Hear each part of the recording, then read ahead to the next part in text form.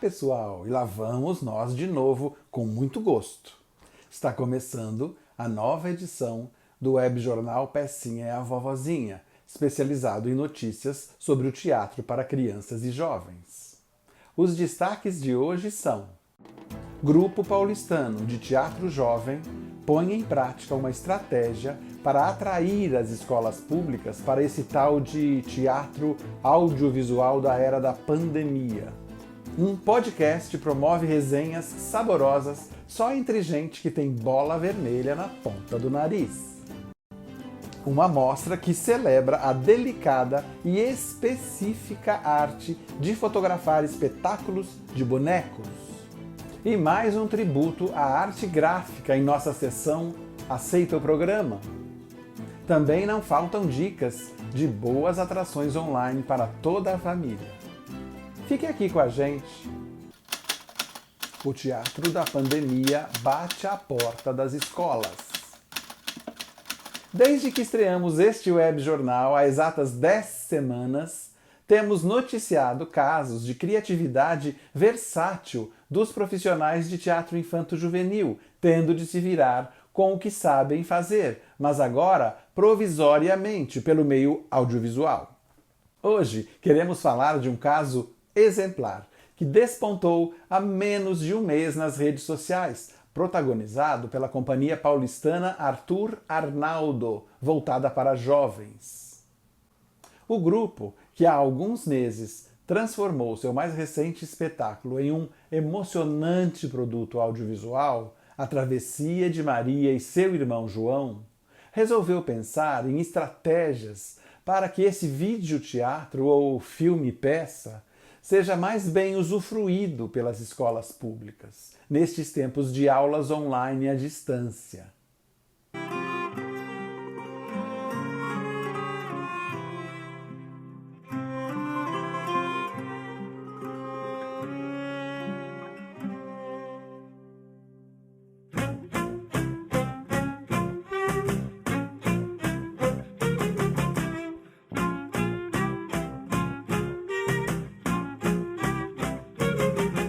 Um teatro audiovisual para ser usado nas aulas online? Como atrair o interesse primeiramente dos professores e coordenadores? Como tornar o projeto atraente diante de tamanha concorrência, uma verdadeira avalanche de peças gravadas? Como envolver os mestres e despertar neles a curiosidade pela arte teatral, transformada agora em outra coisa, em arte híbrida audiovisual? A companhia Arthur Arnaldo quebrou a cabeça, escolheu um caminho, a meu ver, bastante promissor e, claro, saiu à luta usando suas redes sociais. Preste atenção. Queremos convidar vocês ao teatro. Na verdade, queremos levar o teatro até vocês. Para isso, criamos uma adaptação do nosso espetáculo para audiovisual e queremos compartilhar com você e com as suas alunas e alunos, com as crianças e jovens. Além do audiovisual, pensamos que seria muito legal se vocês pudessem saber como esse espetáculo foi criado. Como se vocês pudessem abrir a caixa de histórias e descobrir todos os bastidores da criação. Decidimos mostrar os bastidores nas suas diferentes linguagens: trilha sonora, cenário, iluminação, figurino, adaptação, criação de adereços e bonecos, para que juntos explorem todos os elementos envolvidos na criação. Para isso, fizemos 7 vídeos curtos. Mini documentários onde vocês vão poder desvendar esses bastidores e também conhecer quantas pessoas, quantos artistas trabalharam para que A Travessia de Maria e seu irmão João chegue até você. Vocês vão conhecer esses diversos artistas, além das atrizes e da diretora. Também criamos um material especial para compartilhar com as suas alunas e alunos. São atividades de mediação, que podem propor às crianças e jovens para que possam sensivelmente acessar os temas da narrativa de Maria e João. E, se possível, enviar esse material para nós também. Assim, a gente estabelece uma conversa com essas crianças e jovens e pode ouvir delas suas percepções e a leitura sensível do nosso trabalho. Estamos muito felizes em poder compartilhar com vocês o nosso espetáculo audiovisual, os 7 mini documentários e também esse material de mediação. Viram só? Gostaram dessa estratégia? Junto com a obra em si, oferecer mini documentários mostrando como ela foi feita. Desde sempre, a parceria do teatro infantil com as escolas é muito necessária e até vital, mas também se configura cada vez mais em uma relação muito difícil e delicada de se concretizar. A pandemia está obrigando os grupos, como a Companhia Arthur Arnaldo, a adotar outras medidas válidas, inteligentes e muito criativas. Está forçando os coletivos teatrais a repensarem suas formas de vender seu peixe, de chegar de outras formas até as escolas, oferecendo na sua sacola essas obras novas que são inspiradas pelo teatro, mas que não são teatro presencial. E sabe o que mais? Mesmo quando os teatros reabrirem e a pandemia terminar, esse é o tipo de iniciativa que tem tudo para perdurar, você não acha? Veja só, antes do dia da apresentação presencial, os grupos podem seguir o modelo da Companhia Arthur Arnaldo e enviar aos professores e alunos vídeos curtos de making-off e sugestões de atividades de mediação que os estimulem ainda mais a querer ir ver a peça no teatro. E isso nada mais é do que essa gente vibrante do teatro, sabendo usar as telinhas a seu favor, sabendo tirar proveito das ferramentas audiovisuais. Por que não? Foi muito importante fazer isso para a gente nesse projeto e perceber o quanto a comunicação com o público pode acontecer à distância de maneira eficiente. E claro, porque agora a gente não pode ter essa comunicação ao vivo, a gente não está conversando com o público pós-espetáculo, fazendo, né, visitas em escolas ou mediações que faríamos ao vivo. Então, tem uma percepção também, né, de saber que o público ele pode sim estar com você e acompanhar o trabalho à distância quando você cria condições para que ele participe, né? Sem dúvida. Obrigado por seu depoimento, diretora. Mas conte um pouco para nós sobre os resultados em números dessa iniciativa. Por exemplo, com o anúncio patrocinado que fizemos no Facebook e no Instagram, em 13 dias que a gente tinha de verba para ter anúncio, a gente alcançou no Facebook 36.563 pessoas, houve 4.643 interações e no Instagram 12.162 visualizações do convite das atrizes, 1.357 curtidas. Então, esses são números bem grandes, assim, a gente não tinha esse hábito de fazer tanta postagem, tanto vídeo e tanta conexão pelas redes com as plateias. É algo que com certeza a gente continuará fazendo. Mas e a peça em si? A Travessia de Maria e seu irmão João? Quais os números de acesso do público depois que ela virou um audiovisual? O audiovisual, que seria, né, a nossa peça virtual, ela já teve até hoje, em 15 dias, ela teve 1.853 visualizações dentro desse projeto da gente compartilhar o espetáculo com escolas públicas. Então, para nós, quase 2.000 acessos, 2.000 visualizações, é um número bem bacana, assim, para o número de dias. Acredito que se isso tivesse ficado vários meses, né, à disposição, teria sido ainda maior. Você acha que mostrar os bastidores e making-off é uma medida que pode mesmo ajudar? Os vídeos dos bastidores do espetáculo foram muito importantes também para a gente perceber o quanto a gente se aproxima do público quando a gente compartilha o processo, compartilha os convites de uma maneira mais afetiva, mais direta, menos técnica, assim, com essa coisa mais de construir relação mesmo, né? Sol, e vocês contaram com a parceria de uma tal Academia Estudantil de Letras. Como foi isso? Eles são uma rede incrível.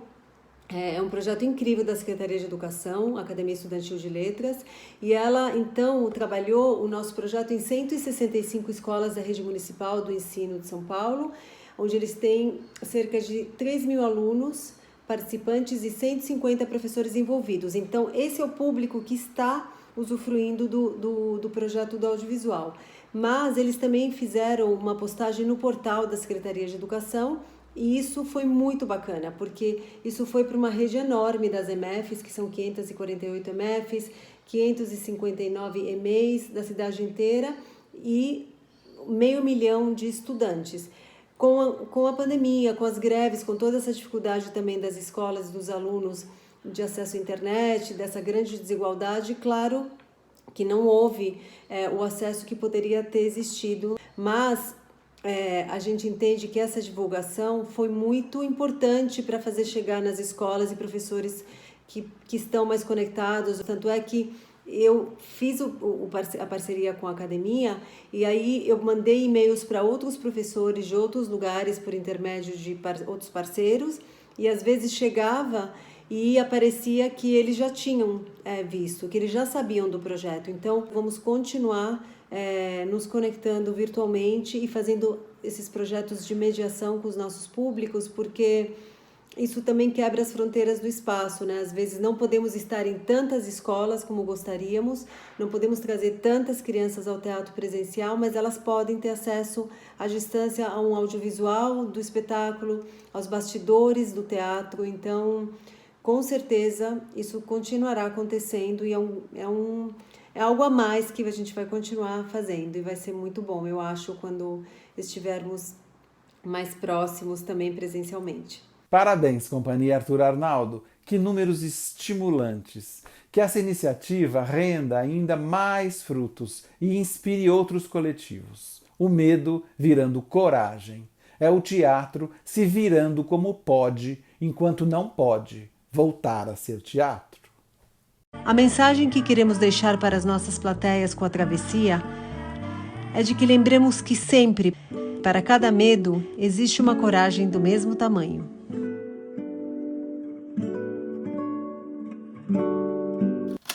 Se tem palhaço, tem resenha. É inegável como os podcasts se deram bem no Brasil. Já temos podcasts para tudo, com todos os assuntos, linguagens e propostas. Tem marmelada? Tem, sim senhor. E o palhaço, o que é?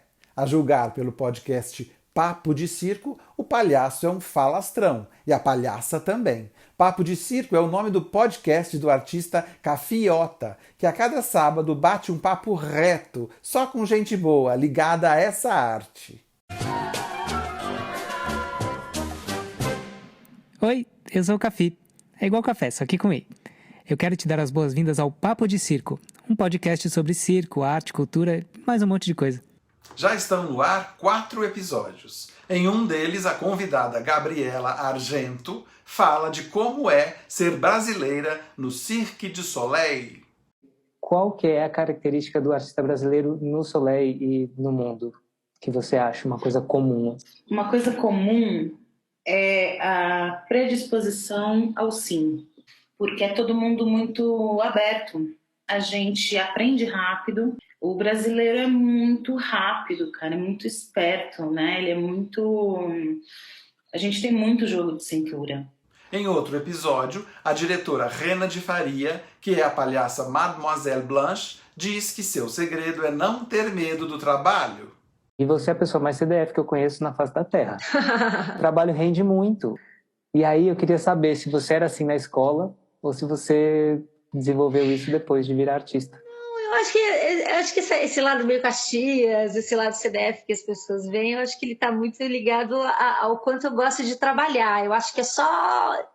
Eu chamaria isso de gostar muito de trabalhar. E já teve também a palhaça rubra, Lu Lopes, tentando definir seu ofício em palavras. E a palhaça, o que é? A palhaça é um modo, um estado de presença, de integração de potências humanas.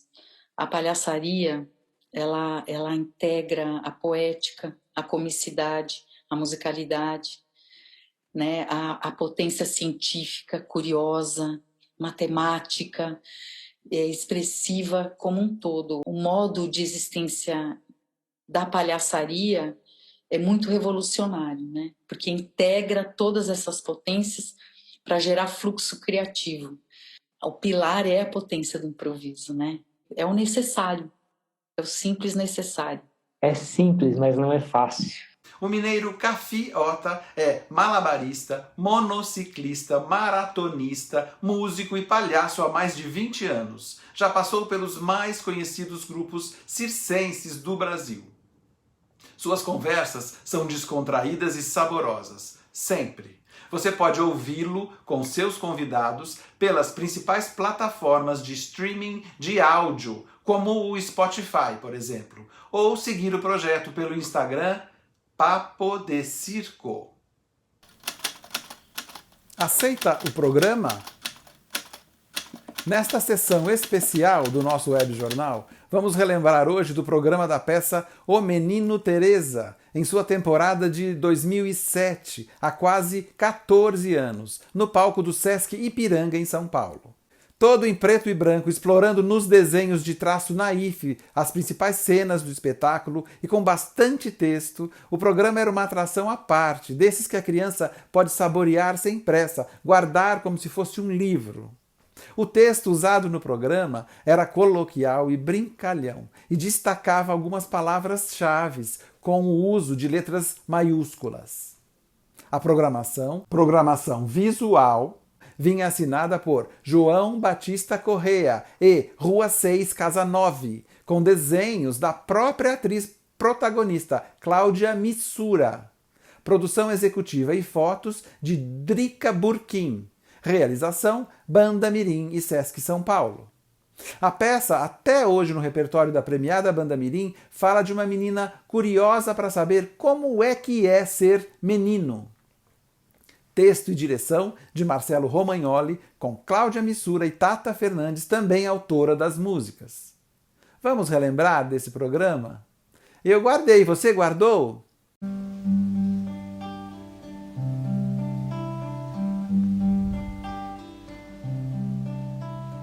Filha das flores ofertadas pra rainha do mar,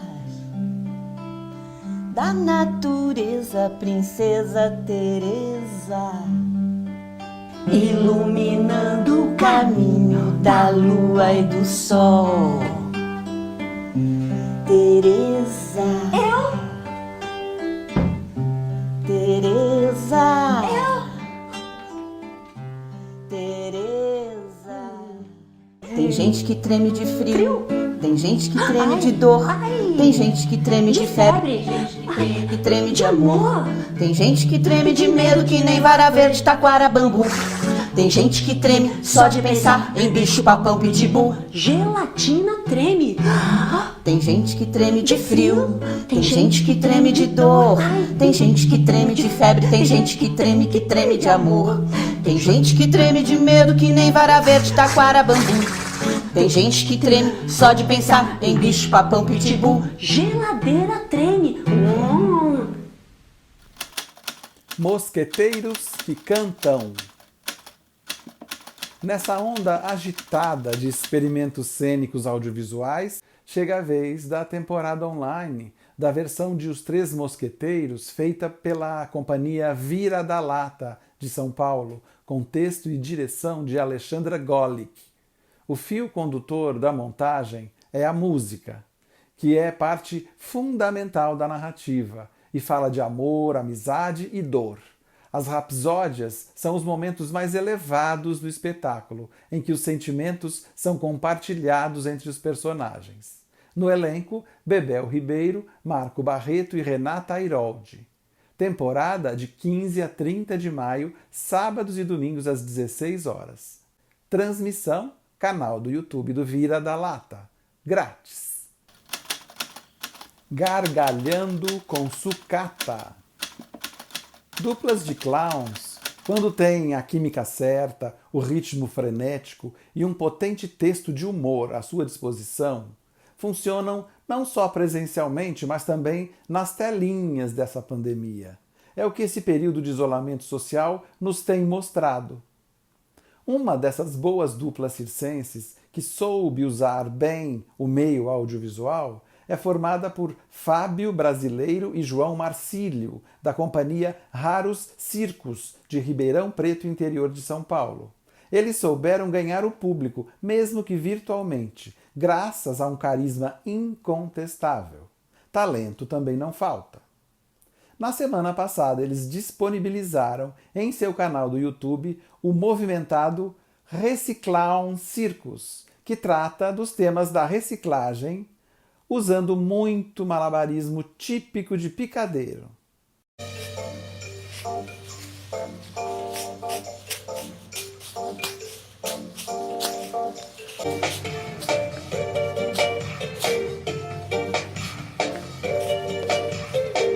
Hop, hop. Hop, hop. Hop, hop. Então agora você vai...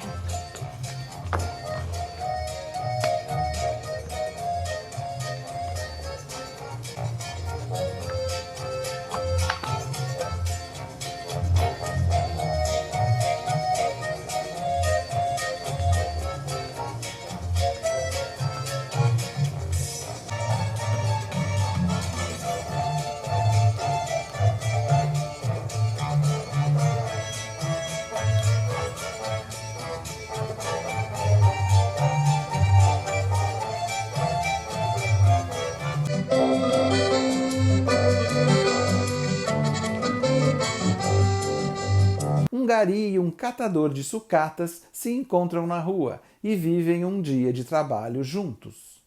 Você é o rei da vassoura? Sim. Sem ela, eu não sou ninguém. Concentra, madama, concentra. Qual é a cor do meu sapato? Preto. Roxo. Dramaturgia e direção de Júlio Avanci. O link está sugerido acima, mas também deixei à sua disposição na descrição do nosso vídeo de hoje. A arte de fotografar bonecos. Hoje queremos encerrar esta edição do PV Web Jornal Pecinha é a Vovozinha, falando da arte de fotografar as artes cênicas. O mineiro Guto Muniz, há 34 anos, especializado em registrar espetáculos e criador da plataforma digital Foco em Cena, organizou uma mostra virtual de fotos que documentam os 15 anos do Festival Internacional de Teatro de Bonecos, realizado em Belo Horizonte. O Festival Internacional de Teatro de Bonecos de Belo Horizonte, ele foi muito importante para a criação de um público cativo dessa arte na nossa cidade.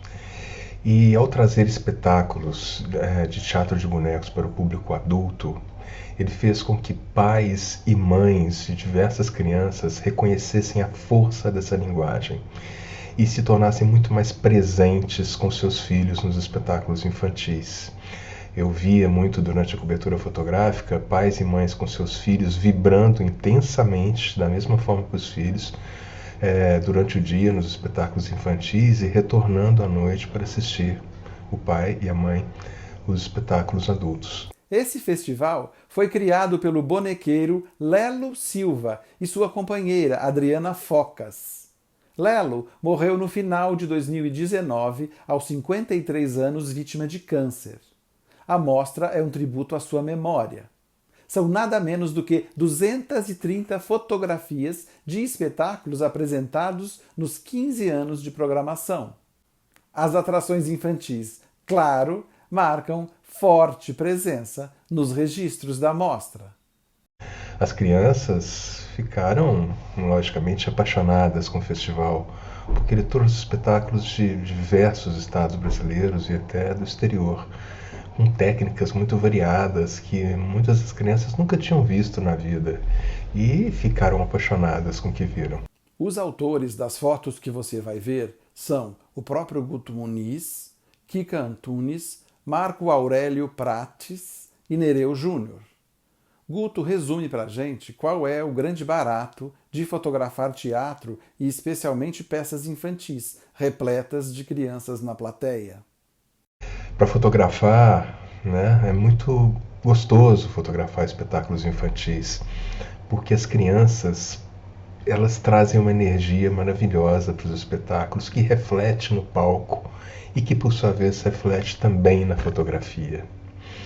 É uma delícia, principalmente nos espetáculos de rua, porque nos espetáculos de rua as crianças muitas vezes entram mesmo nas cenas, se transformam em atores daqueles espetáculos. Dentre as exatas 12.000 fotografias assinadas até hoje por Guto Muniz, em sua carreira de mais de 800 espetáculos cobertos por sua arte, uma ele gosta muito de lembrar quando o assunto é teatro para crianças.